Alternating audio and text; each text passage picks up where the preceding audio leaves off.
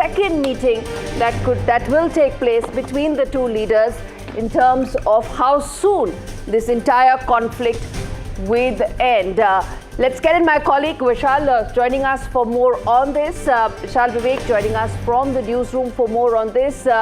This is the big breaking news that's coming in right now on NDTV. Viewers tuning in right now. It's early in India, but this is the big story that's been tracked around the world. Let's get in Vishal for more on this. Now, Vishal, this is something that the world is looking out for, watching. And across the world, there was anticipation whether or not there would actually be a breakthrough that will come in as far as the Russia-Ukraine conflict is concerned. Fantastic words spoken by both of them. They've been there for the longest meeting ever. There's potentially a second meeting which could take place in Moscow that hasn't been ruled out, but still no word on how the war ends from here on.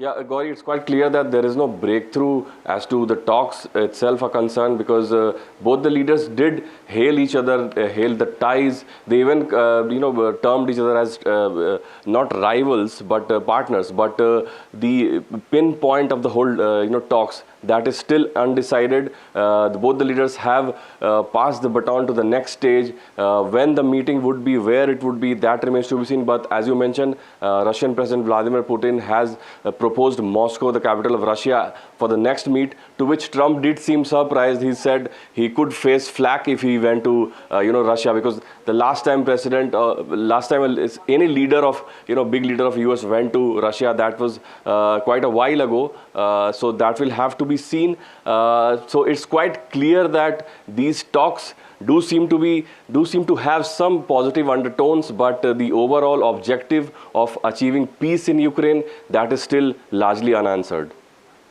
Indeed, that is largely unanswered, and this is a meeting that was being seen very, very closely even by the European allies of Donald Trump, and there's a lot of anticipation.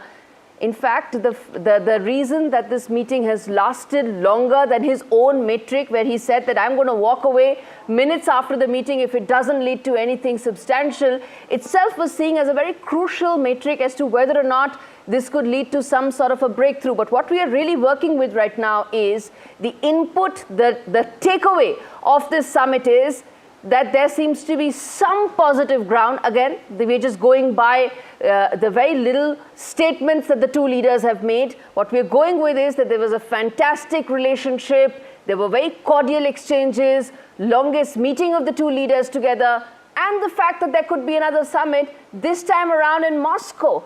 Donald Trump hasn't ruled it out. He said, in fact, his exact words were, it may get me into a little bit of a heat, but he said, I don't rule it out.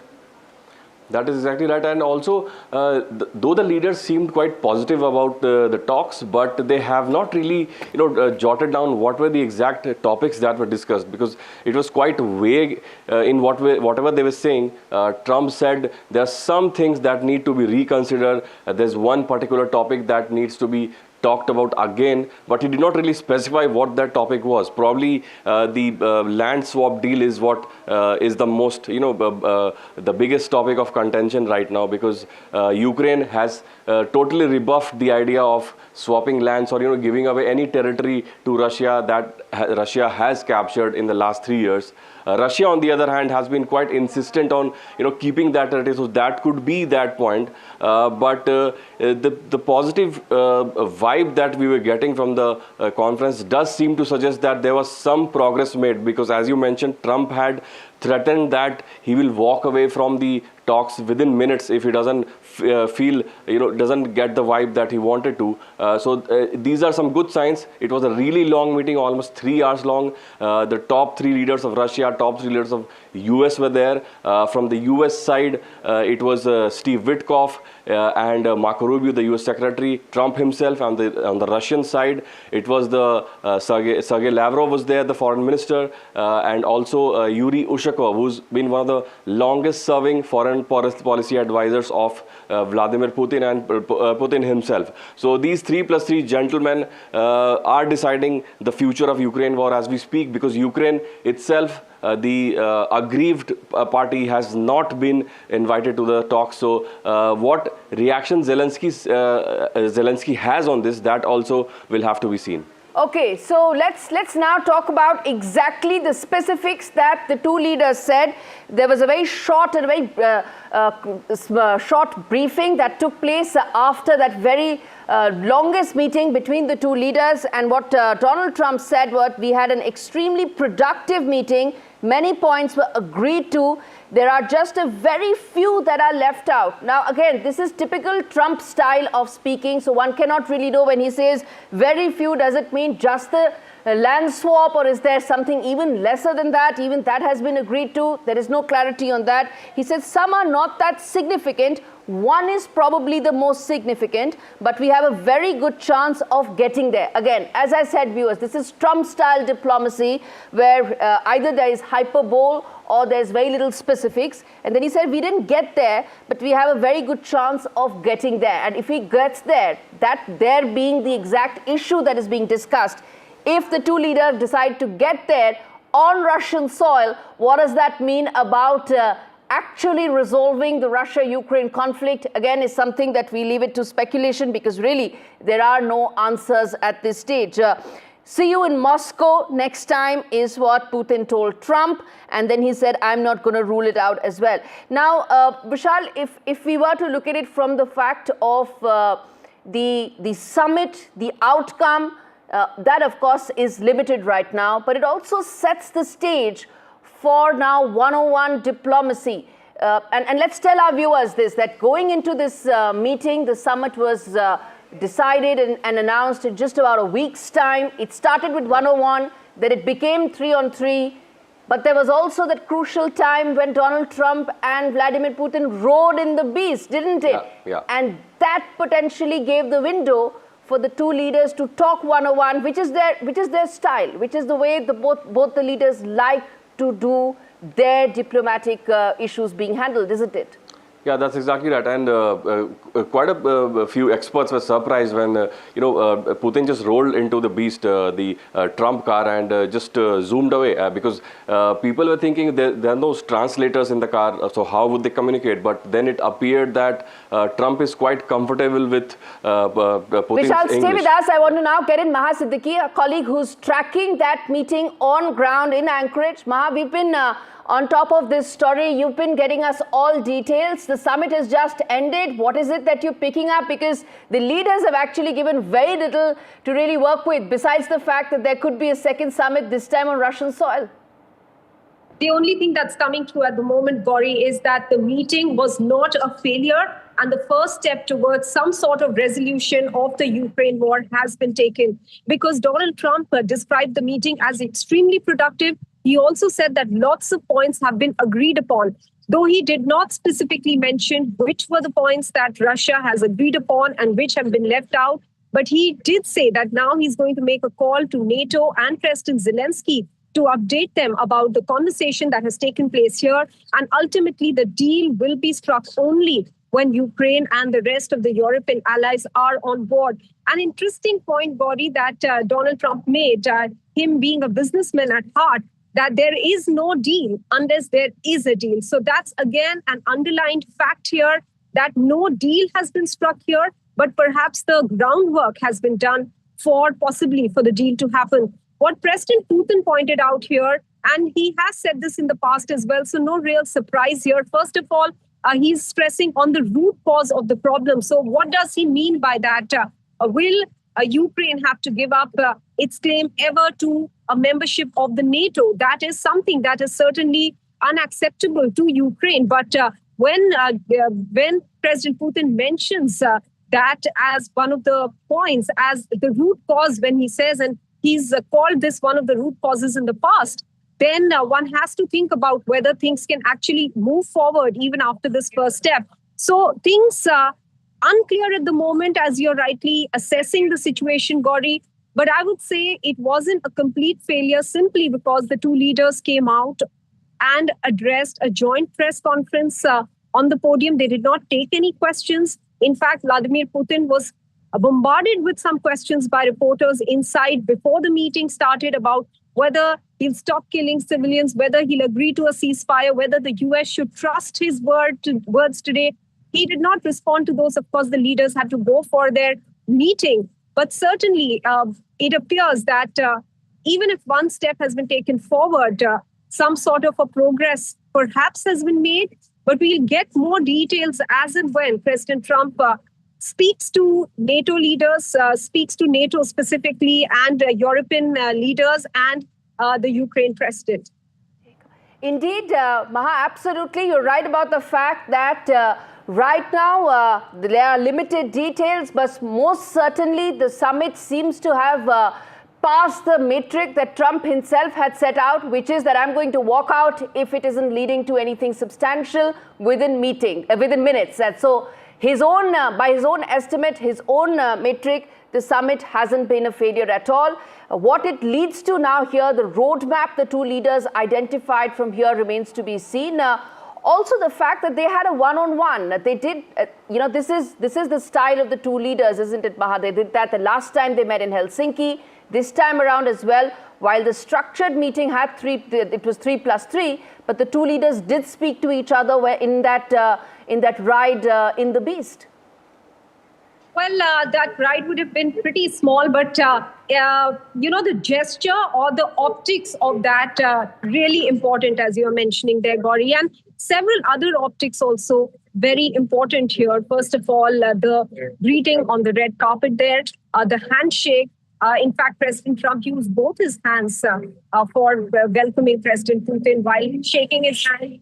Apart from that, as you rightly mentioned, the ride in the Beast, again, something that was significant there. And the smile that President Trump gave before the 3-on-3 or 3+3 meeting started between the two sides. There was quite a change in the schedule. Initially, it was scheduled that there will be a proper structured one-on-one meeting between the two leaders. That was replaced by this narrow format meeting of 3+3, wherein their foreign ministers were there.